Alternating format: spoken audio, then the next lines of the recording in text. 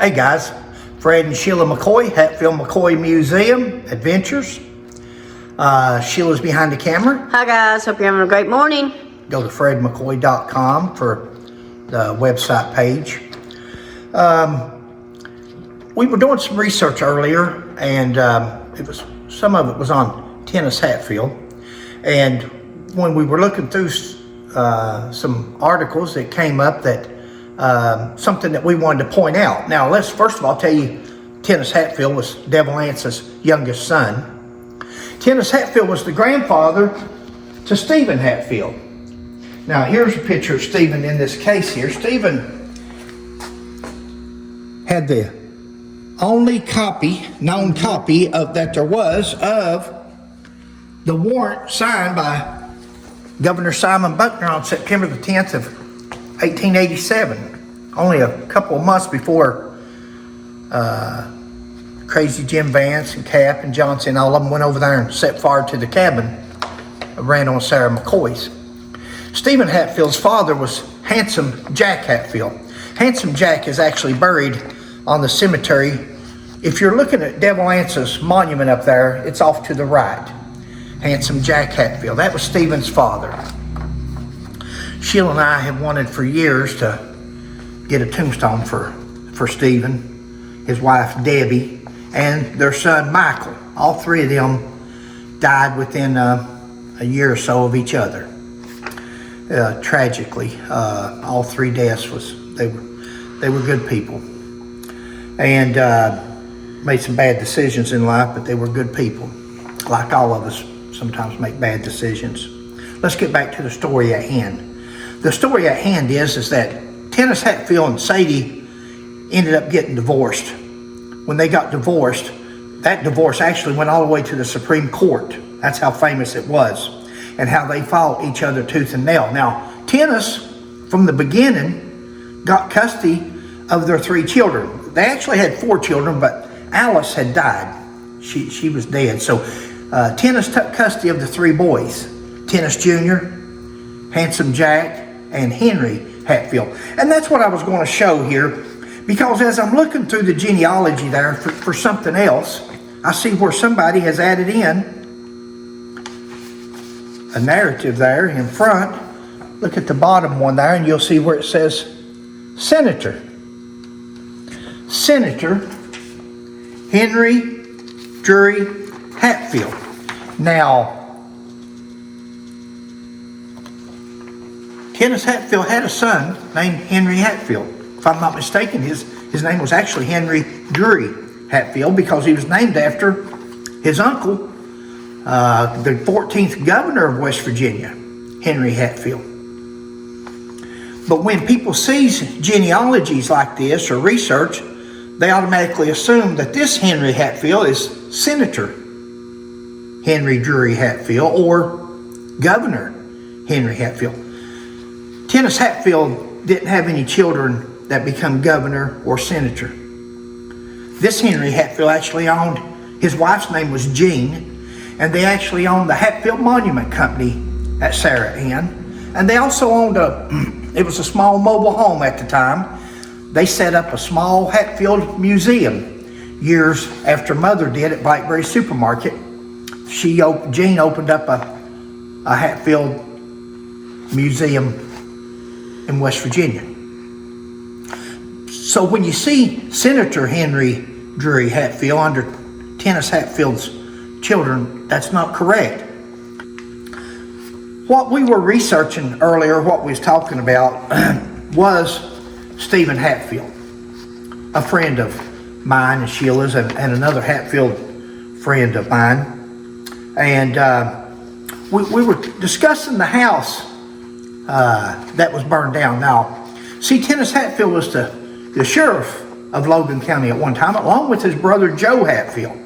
Now, they had a lot of discrepancies within their sheriff's department between bootlegging and houses of ill repute and so forth like that. In fact, they were bringing in the feds at one time, and because Tennis was running the sheriff's department even when his brother Joe Hatfield was the sheriff. They were going to trade off every other term.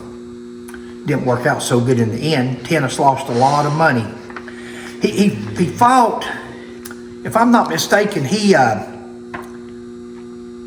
took a case to court with Chaffins, and they said he spent like $60,000 to get some elections thrown out where he was appointed sheriff, but the sheriff's position didn't pay but $3,500 a year, and he spent over $60,000 in fighting it in court so he could become the sheriff.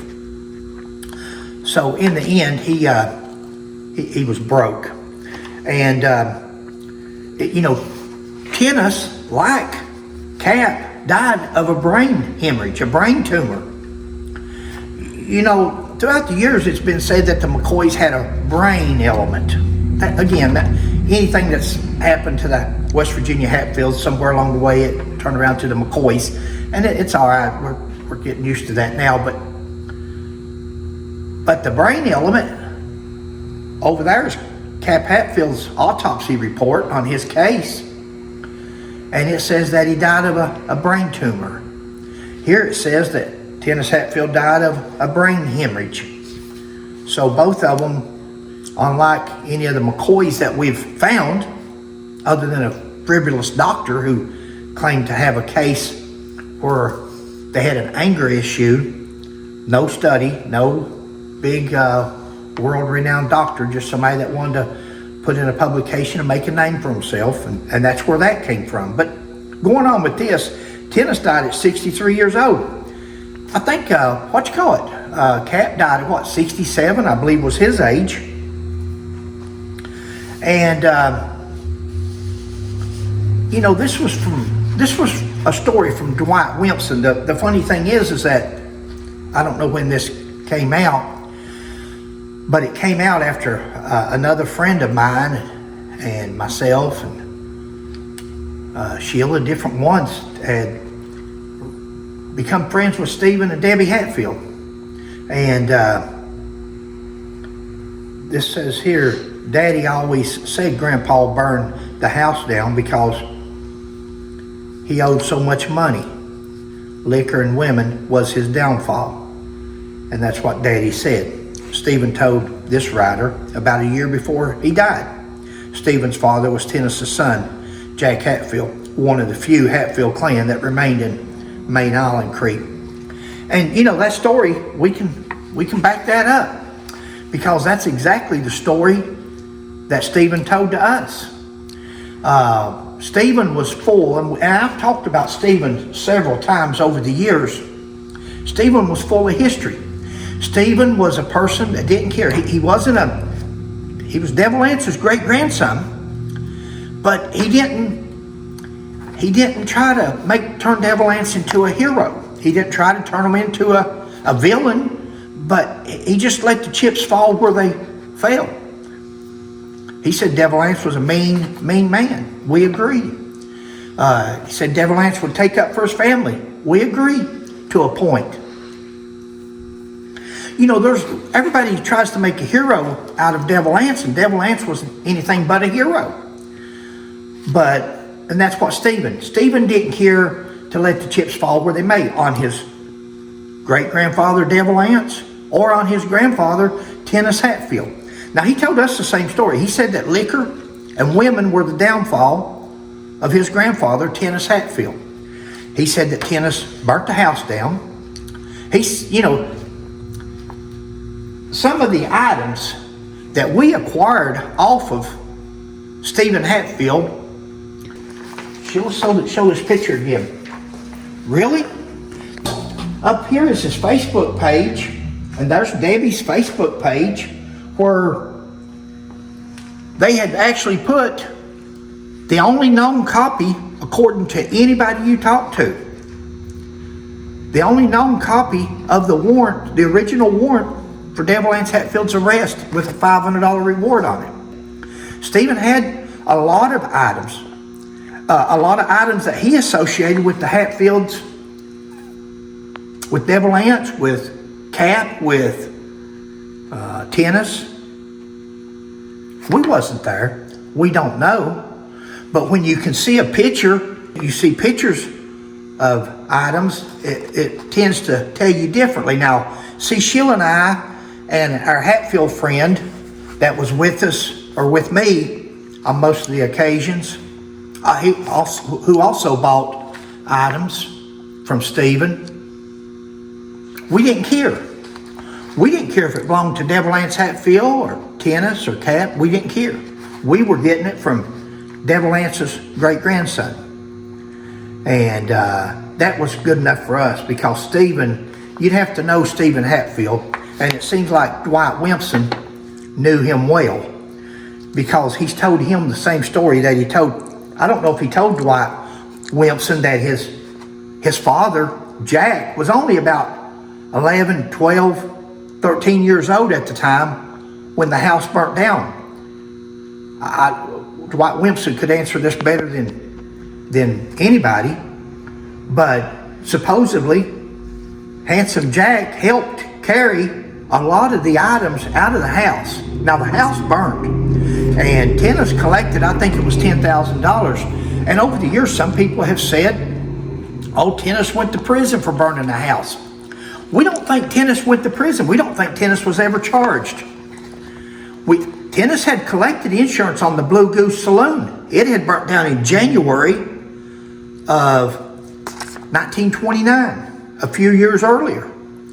And this was January, I think, the 13th, when the house burnt down, of 1933, a few years later. So he's collected insurance on the Blue Goose, and then, according to Stephen, of course, he collected insurance on the house. And the newspaper reported that the house was valued at $15,000. He collected $10,000. But a lot of the items that was in that house was carried out. Now, another person says, no, they wasn't. Well, if you know Tennis Hatfield or his history, even his wife Sadie says that she was forced to forge Chafin's signature to documents under threat of bodily harm or death by Tennis and Joe. And that's what she says in her divorce papers and records and newspaper articles. So if Tennis is smart enough, he's trying to make money on an insurance claim, and he can do the same by getting a lot of the items out, then of course he got the items out.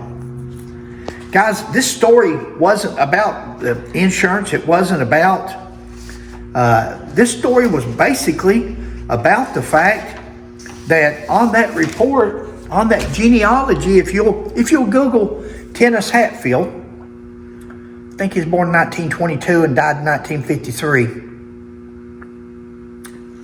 I'm wrong on that, ain't I, babe? I think so, but I'm not sure. I've been getting old, getting out of. Tennis was born in 1890. Okay. 1890. Born in 1922 was Jack, Stephen's dad. Okay. So Tennis was born in 1890 and died in 1953. And when you Google that, if you'll go down through there and look, now you're going to see other children mentioned. You're going to see other children mentioned. But remember, these are the children that Tennis took to live with him, was the three boys, because the daughter was deceased at the time. Yeah. That's the three that Tennis Hatfield raised. But you're going to see, when you Google Tennis and Sadie, you're going to see other children. That doesn't necessarily mean that was Tennis's. That was children that Sadie, even though they had already been divorced at the time, she gave some children, other children, that she had other children, one of which, before she got married again, and she gave him the Hatfield name. Could that be a Tennis's? Anything's possible. People reconcile, people get divorced, they reconcile, they spend the night together. Who knows? We don't know, but there's the word on the street is that that was the three children that Tennis took custody of. That was the three children that Tennis wanted. He didn't fight for the fourth child. In fact, he didn't even have to pay child support on the fourth child. Sometimes that's a clue. Had that child been Tennis's, we always felt that Sadie would have fought for child support. Child support. She didn't. And we always felt that if it had been Tennis's child, he would have fought for custody like he did the other three. He didn't. Could be a clue. Who knows? Guys, thanks for joining us. We just wanted to clear up the fact that Henry Drury Hatfield, there's two of them. One of them was Tennis's. One of them was Good Elias's. Good Elias's is the one that was the governor of West Virginia. And the one that Sheila and I have always felt, if there was a monument due to be put up in Logan County, it should be of the 14th governor of West Virginia, Henry Drury Hatfield. Yep. That's somebody they could be proud of. Sheila, you got anything? No, I think it's it. You haven't corrected me a whole lot. I hope you haven't overlooked some of the things that I've said. Because sometimes my mouth outruns my brain. And sometimes I don't catch it. Sometimes you don't catch it. If you do, please put in the comments and we'll correct it. Thanks, guys.